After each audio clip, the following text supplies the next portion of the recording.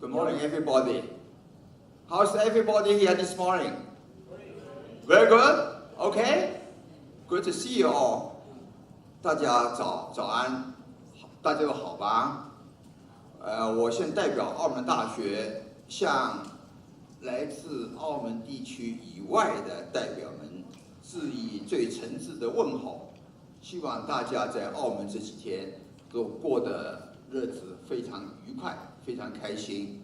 这几天看起来天公作美，没有下雨。我们那场很糟糕的台风刚刚走掉了，现在天气好，欢迎各位嘉宾。Okay, let's now start the first session of this international conference. My name is POON from the University of Macau, as the MC has just mentioned. I'm delighted to be invited by the Cultural Bureau as well as the public library system here in Macau to be the moderator of the first session. We have three distinguished speakers here for this session. The first one is from Germany. He is Professor Matthias KAUN, and right now he's the director of East Asian Department in Berlin State Library in Germany. And then after that, we will have the second speaker from UK, although she's originally from Italy. And then the final speaker is from mainland China. We all welcome them.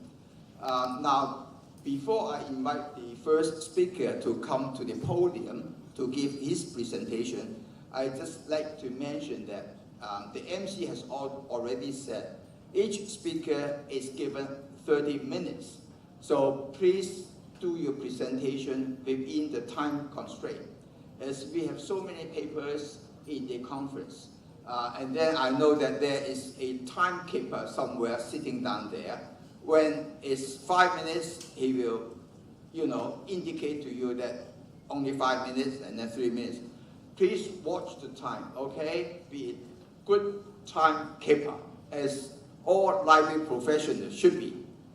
Okay, without much further ado, let me welcome the first speaker, Professor KAUN, to come to the podium.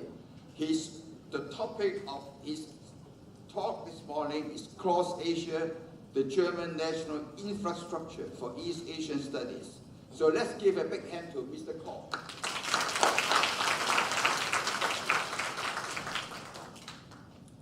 Yes, good morning everybody, and thank you very much for this very kind... Is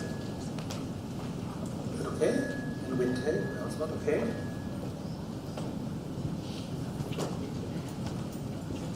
I'm waiting for the slides. Yes. So thank you very much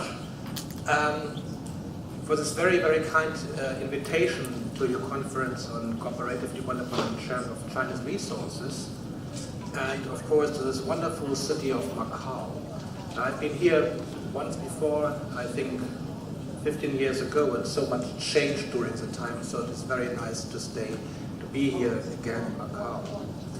I just want to mention a slight difference on the title of my speech.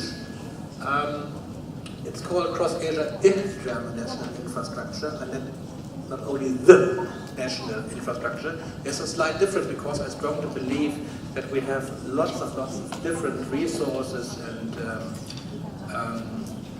services in Germany which serve people who need access to to Chinese resources. So it is my honor, my pleasure to present and show you a little bit of our routine work in the Chinese or East Asian libraries and about our missions.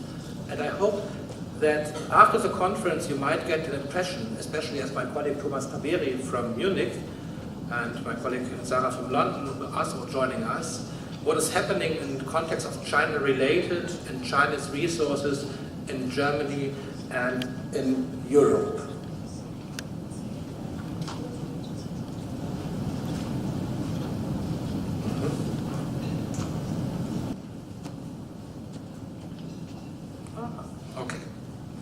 Therefore, think it might be necessary to give you a brief introduction to my library, the Berlin State Library, or Stadtbibliothek zu Berlin, really a kind of tour de force, before I present the East Asia collection in Berlin, and of course all our activities on the Chinese and China-related resources in Germany. I will try to explain our mission, our platform, which is named CrossAsia, and why and how we are doing things, and what kind of solutions we found so far. If we still have some time, I really would like to share with you our ideas, how we would like to continue with our services, and what we think we need to do and offer next.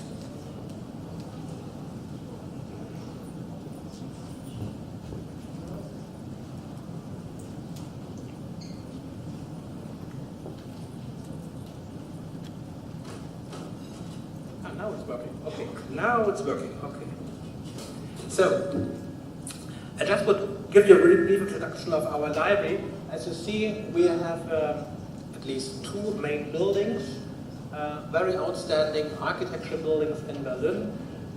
You see our figures, which are complicated enough to compare with other libraries, but however quite impressive, as we're talking about the largest German research library.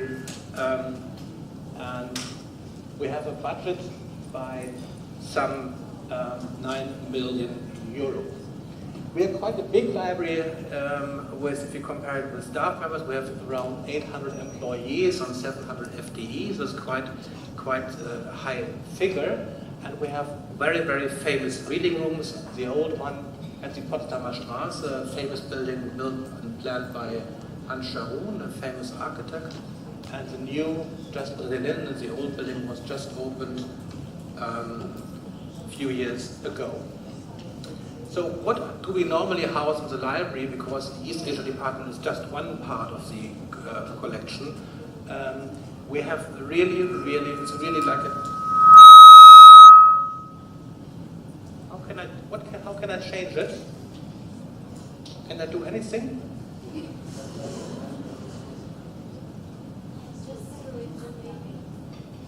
This one? Stand here? Or here? I believe this. Oh, this doesn't work anyway. Better? We'll try it again. So I will show you some of our very, very famous objects we have, like Johann Sebastian Bach's The Christmas Oratorio. We have early printing Cunebula in our library, very famous. And we all share the same with Munich and London. We all have these very famous things on our stacks. We have here material from drawings from Alexander von Humboldt, a famous researcher and traveler in the 19th century. Manuscripts from our department. It's from Qing Dynasty, and here you see the Bible text. Or, you all know Beethoven's Ninth Symphony. We have the original autograph in our music department, or Johann Sebastian Bach's Minor, which are two parts of the memory of the world, like the other one, the 95 Theses of Martin Luther, and the Hebrew Bible of Martin Luther, which just became the memory of the world. So it is quite an impressive library, I would say. It's like a treasure house we're working.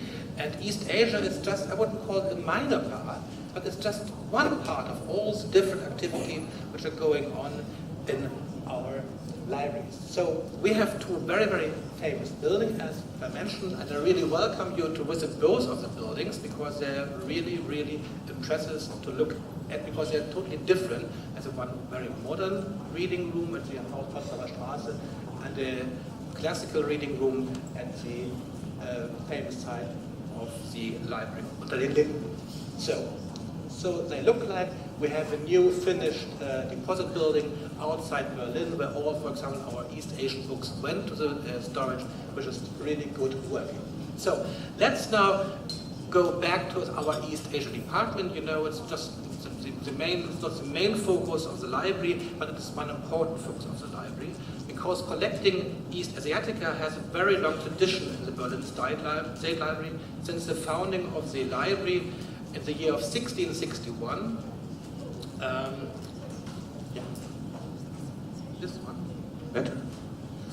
So Chinese material, and later on East Asiatica, especially Manjurica and Japonica, have been an important part of the collection. The first printed book, the first printed catalog of the Berlin State Library was, for example, the Chinese collection, the catalog of the Chinese collection. Just a few pages in the late 17th century, but it was the first published catalog, which still gives a proof of the collection development policy and the facilities of acquisition in the 17th century. After having removed from storage during the Second World War, the larger part of the collectibles have never been returned to the Deutsche Staatsbibliothek in East Germany, nor the Staatsbibliothek Potsdamer Straße. And they are still scattered all about in Krakow in Poland, Moscow and St. Petersburg, or other parts of the world as a result of the Second World War in Germany. At least the collection, which is now maintained by my colleagues in Krakow and Poland, have been fully digitized in 2013 with the help of a German government grant. Since 1951, the special collection East and Southeast Asia was established at the Berlin State Library and supported and partly funded by the German Research Foundation. The German Research Foundation is the main body of funding activity, research funding activity in Germany, very, very important in infrastructures, but also in research funding program. Within this framework, the collection of the East Asia Department is nowadays the largest collection of East Asiatica in Europe, and the Berlin collection is purely like a library for use. It has no ambition to be a museum. It was even with the foundation we really concentrated on material which is useful to our researchers.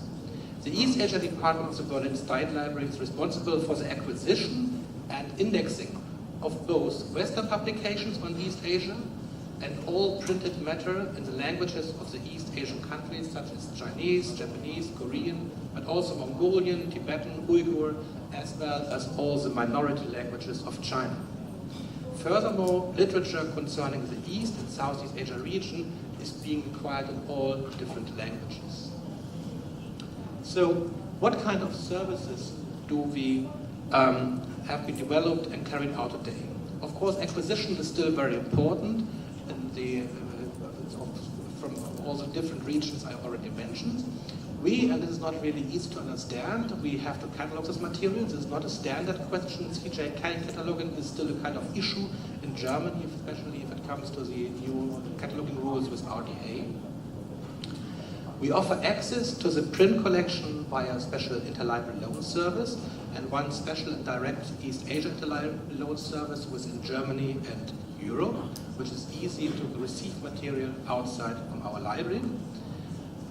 We organize access to all kinds of electronic resources on and from East Asia, which includes also resources like CNKI, resources like CHA, dissertations, pre-modern full-text databases from private and state-owned companies. We therefore developed new licensing models and business models in order to serve a user-defined, research-driven scientific community. And of course, as we have to bring those resources to our users, we have to develop new state-of-the-art discovery services. We have to improve our catalog situation. We digitized most parts of our pre-modern collection already with a huge grant from the German Research Foundation. If we do digitization, we publish all the digitized material free of charge in an open access way, so you can it's really accessible for everybody in the world and can be accessed by everybody. We have developed and offer a kind of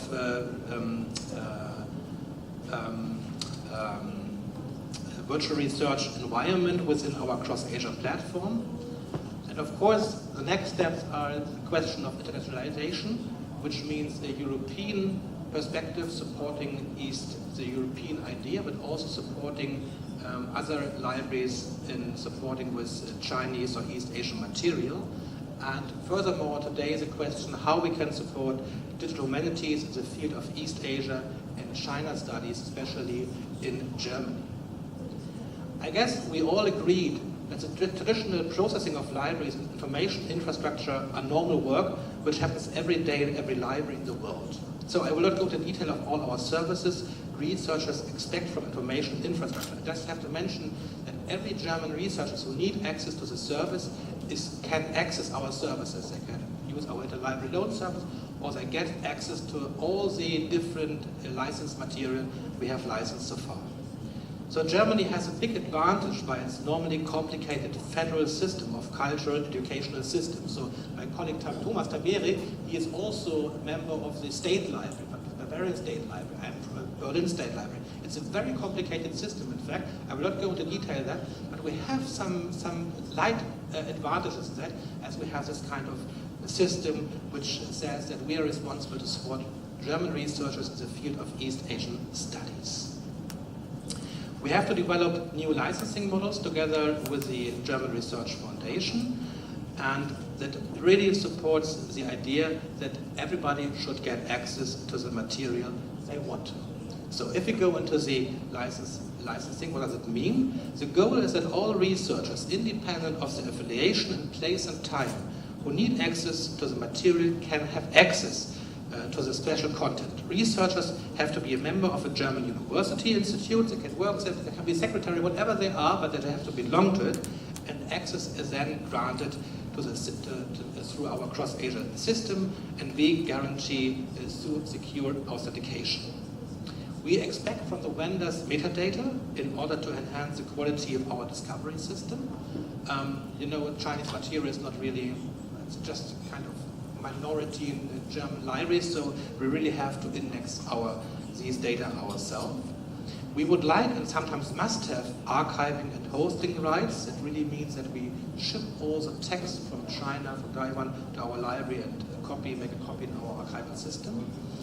And now, since 3 years, we need the right for data and text mining in order to support the humanities and social sciences.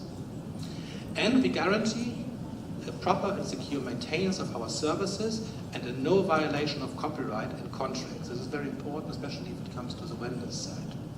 To achieve a wide access, which means that no researchers will be left behind, means not only to continue with one possible licensing model, but to further adjust and update our licensing strategy, policy, and so our licensing model.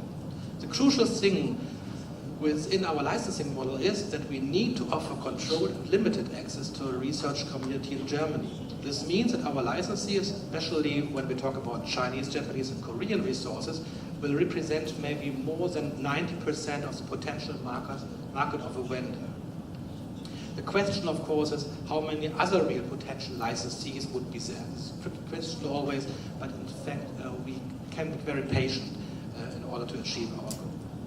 In order to serve our research community, in order to maintain our users and access control access, we have developed CrossAsia during the last 12 years. CrossAsia bundles all services, which I've especially already meant. We have different things on licensing, we have searching, discovery system. We offer access to about 130 licensed databases with 1.7 million ebooks, and so on. CrossAsia Search, which enables a search within more than 110 million bibliographical descriptions, indexed metadata and metadata through interfaces. Access to this index can be granted to our users. Planned improvements are the integration of full text, and we need to improve the data indexing concerning multi-language indexing, multi-script indexing, the integration of ontologies, and so on. Our goal is to improve the precision and recall. And if a user just opens the search, you can't see it on this slide because I changed it, but the user directly led to interlibrary loan service or direct access to the e-content without any further things if he is authenticated within our system. In the recent years, similar to what my colleague Thomas will show you, we digitized most parts of our pre-modern and copyright-free Chinese and East Asia collection. This also includes material in Western languages, scripted languages on China and East Asia. Thus, we have digitized around 3 million pages. As I mentioned before, the Second World War had massive influence on our collection. 1/3 of the pre-modern collection is still in Berlin, 1/3 is down in Poland, and 1/3 might be in the former Soviet Union, today Russia, or really might be war loss, a total war loss. So in recent years we cooperated with our colleagues in Poland and digitized and recatalogued the whole pre-modern collection, East Asia collection, which was in Poland. It will be published step by step online, also online open access way. Furthermore, CrossAsia is more than access hub today. CrossAsia is also kind of offers a forum, a CrossAsia laboratory, a blog where we and our users present details, new acquisitions, latest information of any other information. This blog and the whole communication area and services, of course, is in German language, and we are internally thinking about moving to English maybe, because with the German is just a small user group in fact, yes. Sometimes we even started to publish some things important exhibition in Chinese. So, how do we now try to improve the situation, or what kind of impact does all the electronic resources which we share within Germany and beyond have on our new plans, our new missions? The transition from analog to digital has shaped the way we understand our history and culture, that much in the same way the digitization shaped more generally all aspects of our lives today. I just noticed is how you really work with the mobile phones in Hong Kong and Macau. If you go back to Germany, it's a different matter how you really integrate these digital devices into your daily life. We are very far behind you if we look how the European situation looks like. The unrestricted and of course still restricted online access. So we are very sure we have to deal with both open access applications and non-open access applications created by some vendors. So this resource scientific content at a fingertip and has had an informative influence on cross-border and cross-culture communication. The digitization of our cultural heritage and research material, however, is still first and foremost seen as a matter of transforming analog artifacts into digital artifacts. This is a very easy way. If you digitize a book, just move to a digital book. The implications for services and infrastructure and the opportunities of machine processable textual data for research in the humanities and social sciences have not yet been fully approached systematically and on a sufficiently large scale. Even today, facing the huge amount of digitized objects or electronic material, the use of digital libraries is confined to view and read resources and cultural artifacts online, sometimes to avoid opening hours or traveling costs. But we think we have to think beyond that. Few services provide users with the more elaborated tools to analyze, annotate, enhance, or share digital data.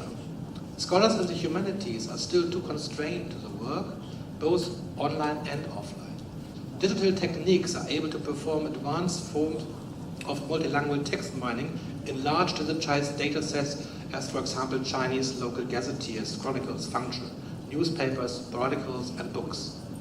Digital history is a methodological approach framed by the capacities of these digital tools to make, define, query, and annotate associations and analyze long-term patterns of economic, technological, or cultural change as a means to further the understanding of history and identity. Performing interdisciplinary historical research facilitated by e-research tools will demonstrate the importance of collaborative and integrative strategies such as common group learning, modeling, negotiation among experts, and the integration of leaders. And here you see it will not stop in a really political border. This is really beyond borders. Yes, it's not you can't concentrate on Germany any longer. This will be a massive change in our own perspective. We have seen this kind of population in the research work and the kind of discussion in Europe on Marco Polo. Nobody was really interested in Marco Polo. But we had a research discussion on whether Marco Polo went to China or not, I think maybe 20 years ago or so, and it still became such popular to discuss these things that even in the popular TV shows that became up. So what I mean is that we really are the kind of changing time, and we have to consider how we do to support our researchers in a kind of international way, not on a kind of national way. Nevertheless, the resulting methods and approaches will be generic. the groundbreaking possibilities enable researchers for the first time to test the feasibility of performing international comparative research in a domestic.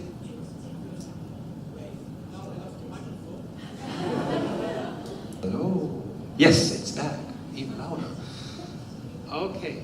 On the basis of big data sets, and we are really talking about big data sets, when it comes to the function cool, to really pre-modern, huge text. We really find new metaphors that may clarify commonalities in current European but also worldwide discourses on the aforementioned and other important social issues that can be traced. So we have a kind of idea to create a kind of archive system,